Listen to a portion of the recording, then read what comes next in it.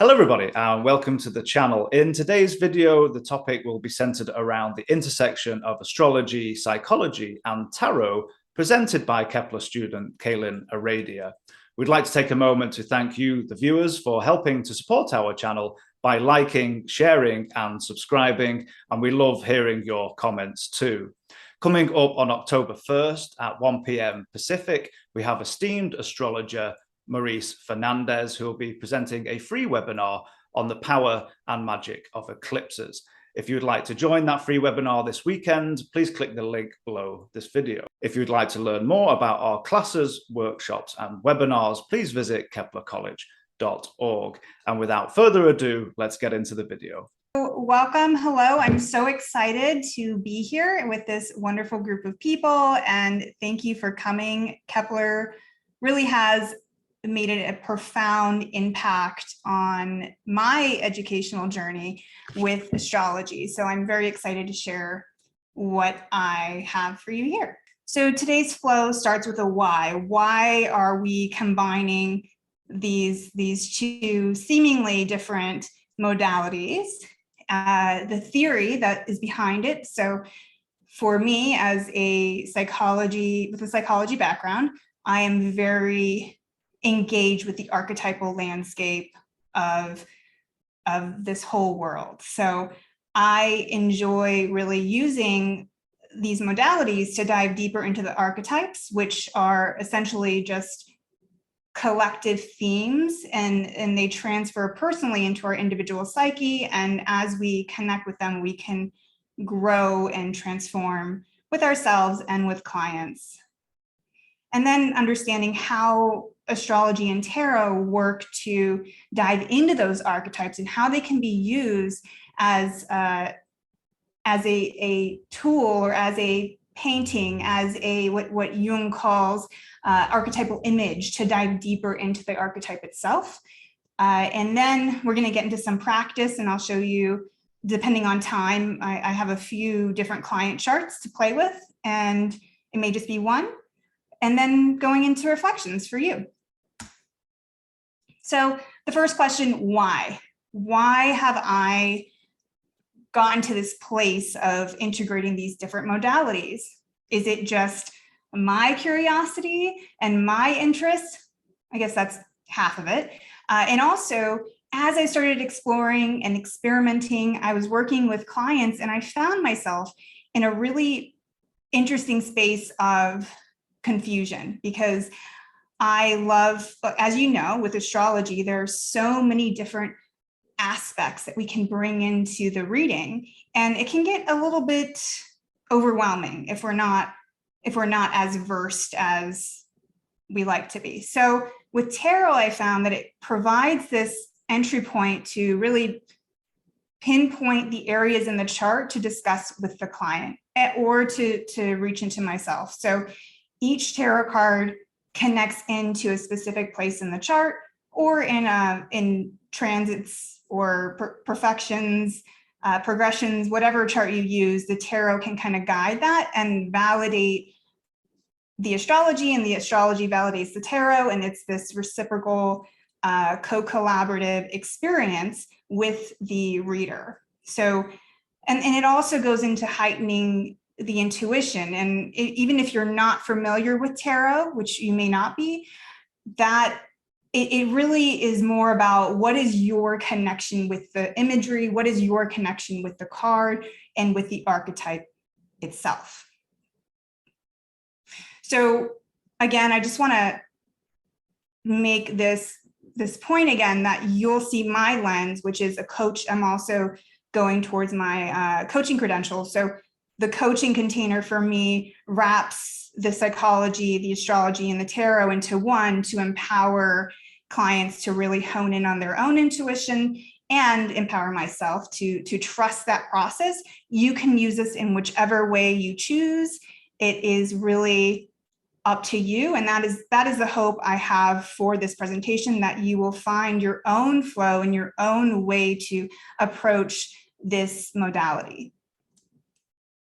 So with Jung, who has depth psychology, archetypal psychology, you may have heard these different terms.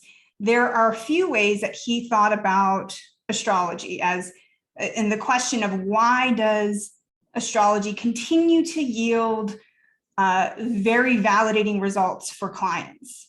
And there were quite a few, if you read one of his books on synchronicity, there are quite a few different reasonings he had.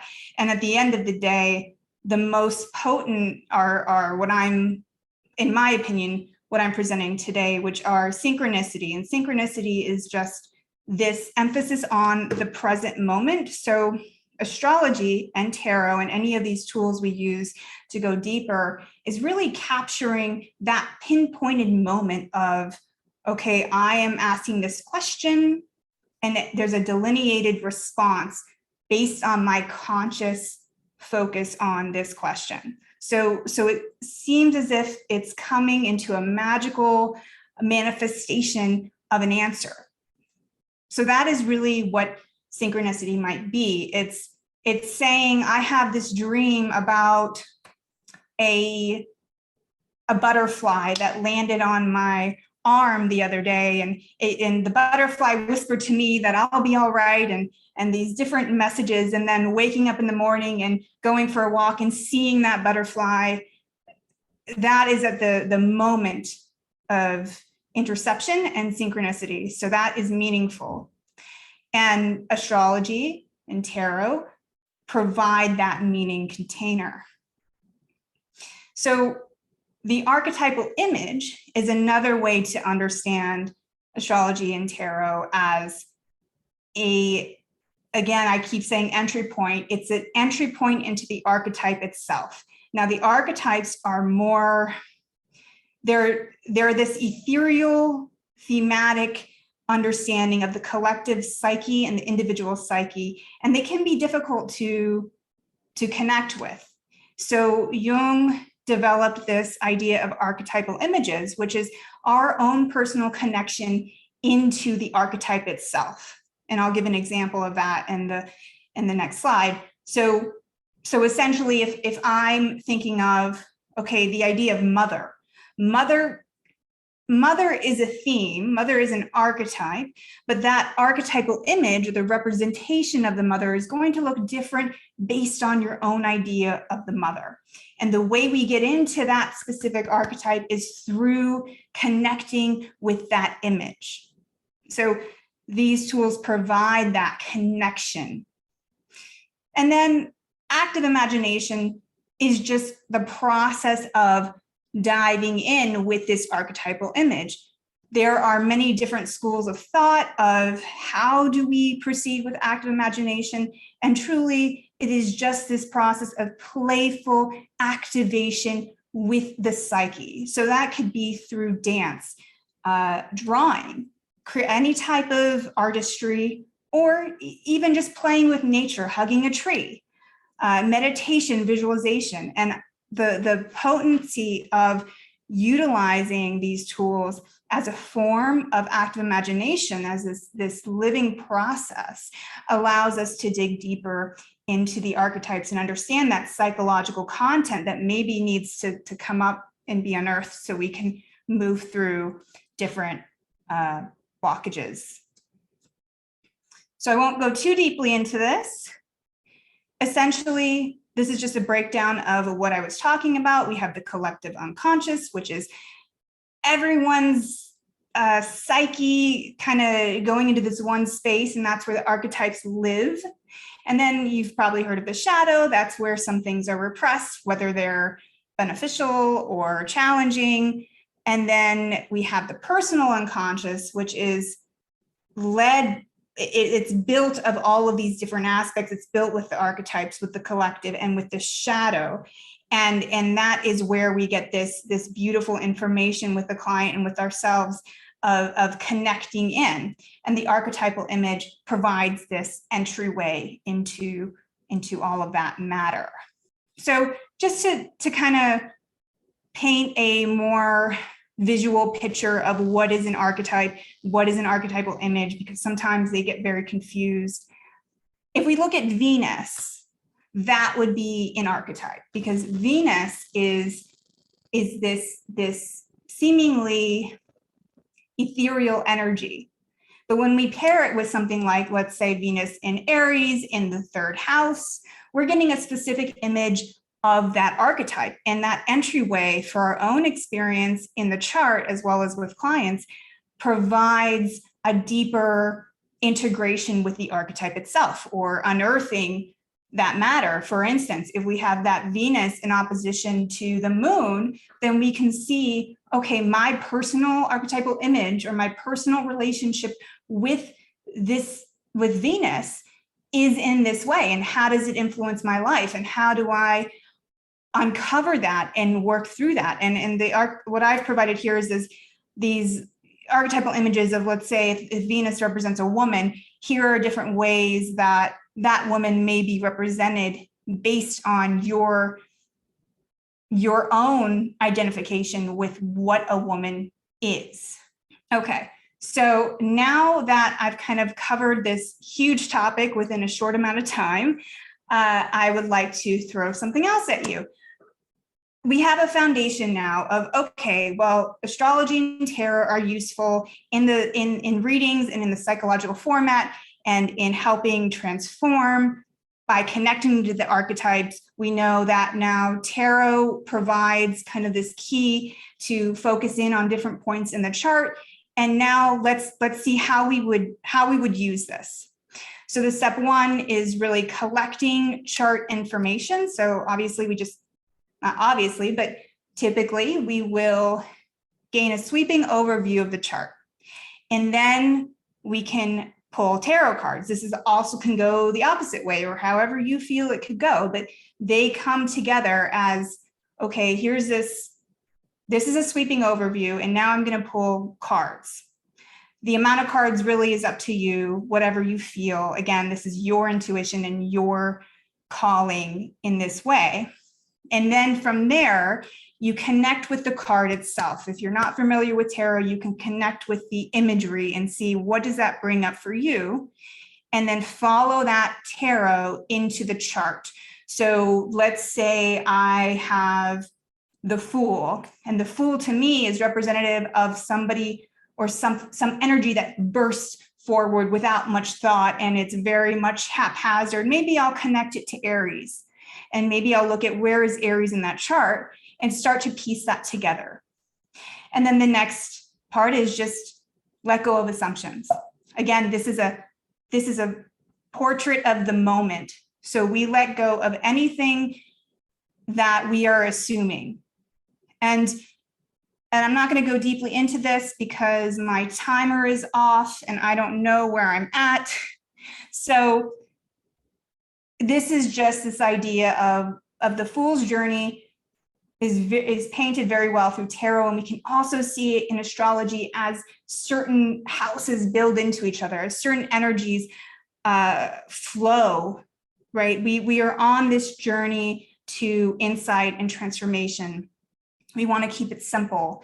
We want to really trust our intuitive self as much as we can. So empowering yourself to really be your own guide here.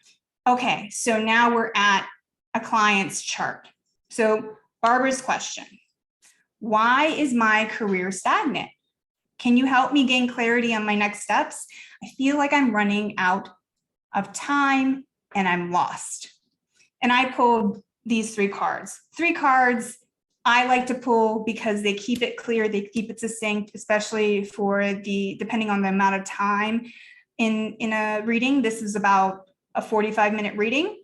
So I went accordingly. And normally at this time in the presentation, I would ask people to let me know what their thoughts are, or intuitive pings on each of these cards. And you're open to do that as well in the chat if you like. Going into the energies of each card, we see this man, woman, non-binary individual sitting on a throne and really in this religious capacity. What does religion exemplify? What is the archetype here? Oh, it connects to tradition. It connects to those ingrained beliefs. It connects to really being a authority figure. Okay. There's also a tendency towards being a guru or being someone who might misuse that power. So that's something to understand with the Hierophant. And then we're looking at the Page of Wands. Wands represents fire, and the page is really moving forward with that fire, with that zest. And it could tend towards being overzealous. Just as we see in astrology, tarot has these energies of, they seem dual, but they're really non-dual, of an extension of each other, and how can we play with them on that spectrum. So we'll see the supposed positive, supposed negative, when really it's just a mirror of each other, or the other side of a coin. And then we go into the Six of Pentacles. Pentacles is earth.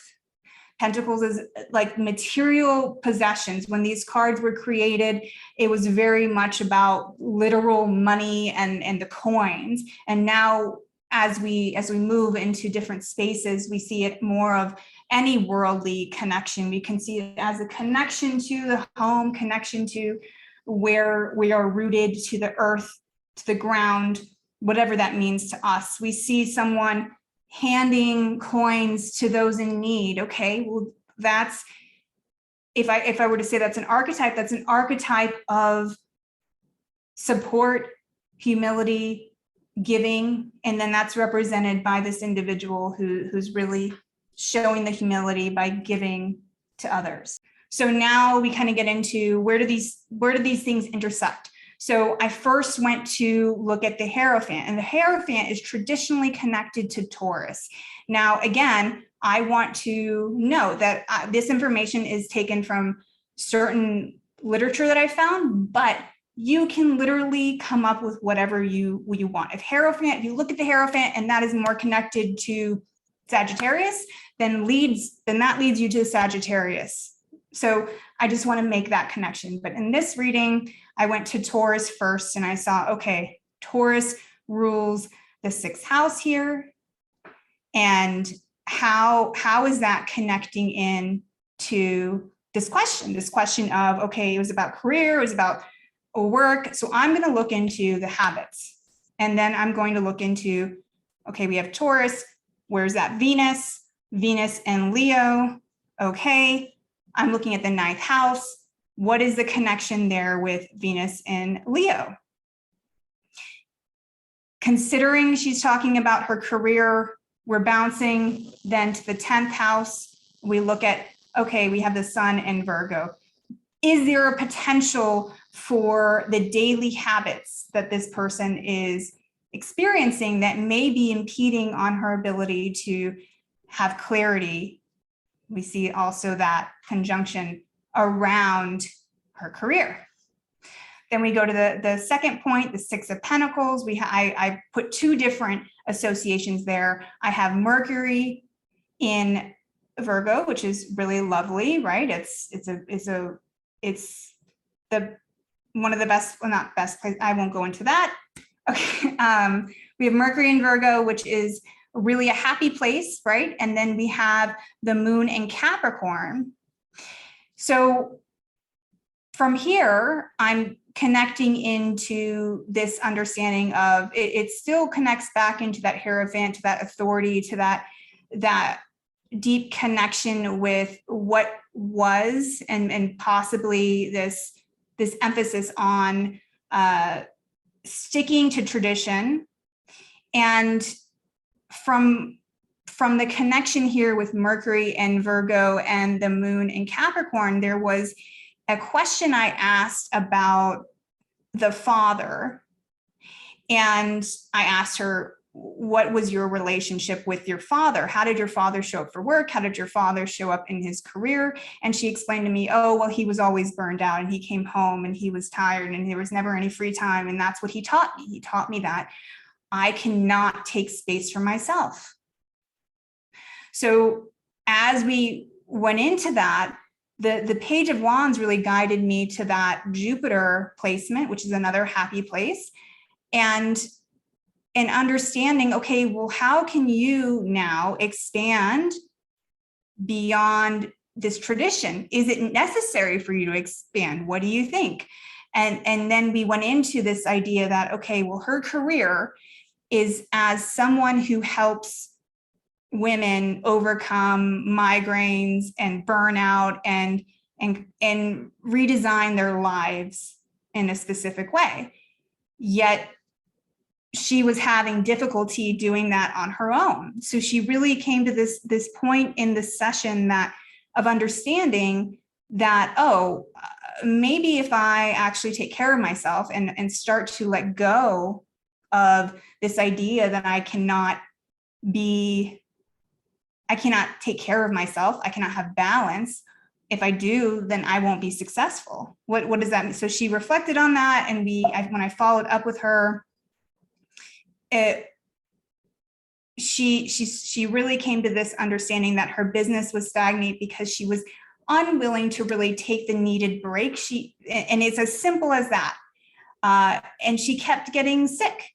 And through our session, after our session, she took a rest, recovery, and then she started gaining more momentum in her career. And within a few weeks, she booked 3 new clients. So because she took a new approach. So that's just a small example of how utilizing the tarot as a pinpoint we could have gone in deep into discussion about many different parts of the chart. Today's a superficial overview, and we didn't.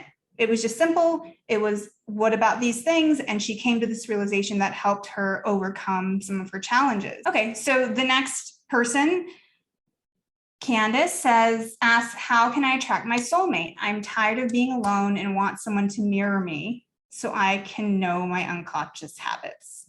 So I won't go into the potential challenges with this question in this presentation. So those are some things maybe to reflect on yourself of when a client asks that question, what can it mean?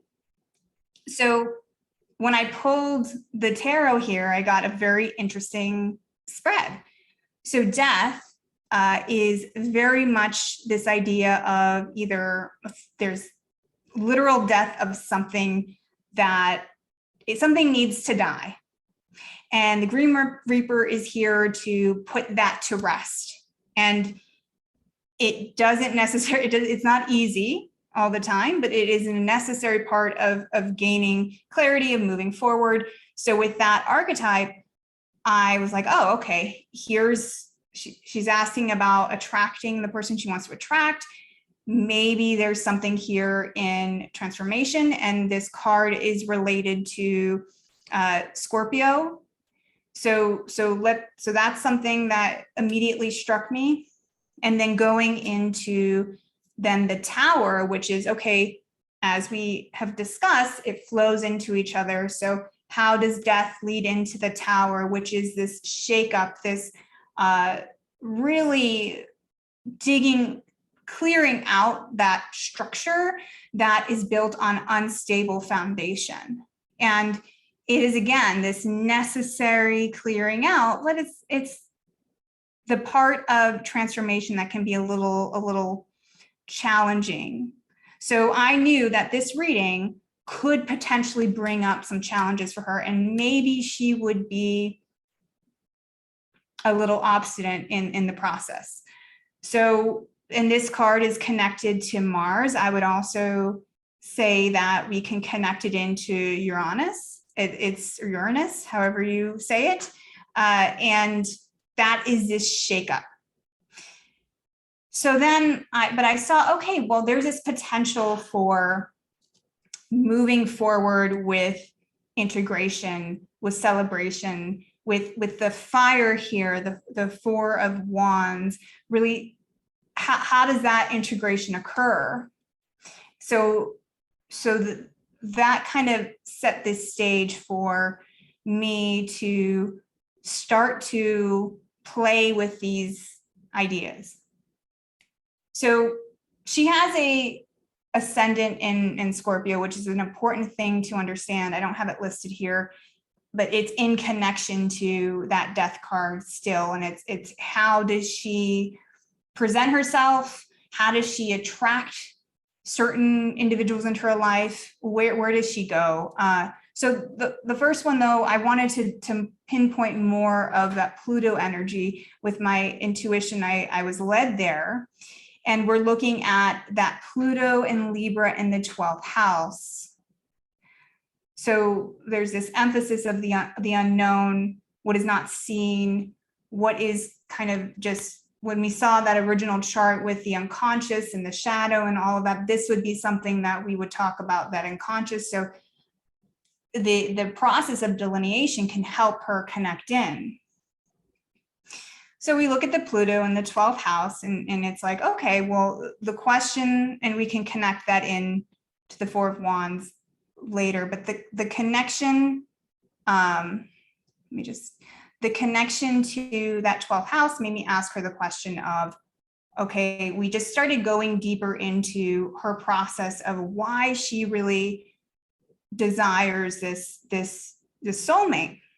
And we got to a point of her explaining that she's never felt safe in being in relationship with others, and that relating a little bit to that tower, which is the Mars and Taurus, of, okay, where are your relationships, and are they filled with this certain emphasis? When we combine these three parts of her chart, what are we getting? And she told me this story about how she had recently left a sex trafficking ring, and she was part of, she was abused. She was part of this really insidious situation from childhood on. And at this point, she was about 40. So she had been in this for quite some time. And then we dug into this question of, okay, well, how can you invite in this soulmate that you desire if you have not yet worked through that death in that tower? So going deeper into what does she want to manifest in a soulmate? And she talked a lot about that Four of Wands that I connected to Venus, which is also connecting in Pluto and the Mars, and asking her, what do you really desire? And she desires stability. She desires communication. She desires someone she can get into conflict with, but unpack it and to be a true partnership. That is something she's always wanted. And the challenge for her in this reading is that she had a hard time really integrating the session. And this is something that you can use your own intuition to understand the question better and to say, is this something that I choose to do? Is this something that will be inspired action for me? Because she left with a plan, and the plan we created together was to connect with a therapist. We talked a lot about yogic meditations, about really manifesting and becoming reflective and aware of that 12th house. But when I followed up with her, she was very angry with me, and she wanted a silver bullet to the answer. And so even though this did validate in session, there was that obstinate feeling that I originally picked up on. So this is, again, even though it didn't possibly get the results I was looking for, it did in a way of shaking up the situation, which is exactly what that tarot spread wanted to happen. In closing, I have some reflections for you. That was potentially a lot of information in a short amount of time. So the first question, how can you engage with active imagination in your life? Whether this be through tarot, through astrology, through anything in your life, what are some ways that you can work with this creative play to dive deeper into integration, transformation, and growth for both yourself and potential clients? How does your unconscious speak to you? Is it through synchronicities? Is it through dreams? How are you connecting in to this underbelly of the unknown to delineate insight for yourself? And what archetypes are the most prominent in your life? A good way to do this with astrology is to start really dissecting and becoming very familiar with your chart and understanding the different energies at play. What is dominant? What can be potential growth for you? And how can you connect in with active imagination to meet those energies and truly integrate them into your life? And also understand that the astrology chart is a living, breathing, moving entity that it's a blueprint of energy, and energy is not stagnant. So we have the capability to work with it in this way to really create validating and transformative results for ourselves and for others. And the last thing I want to say about Kepler is that, here are my references. Kepler really provided me and provides this very foundational understanding of the elements, and it makes this process tangible, and it makes it something that we can integrate in our lives and help others with as well. So I will always sing the praises of Kepler, and I actually want to share with you the last thing is I just launched my website, aradia.io, and I'd love if you checked it out if you want to learn more about integrating this process. And that is all I have for you today. I hope that you gain some insight and clarity on how this could potentially be beneficial for you as well as others.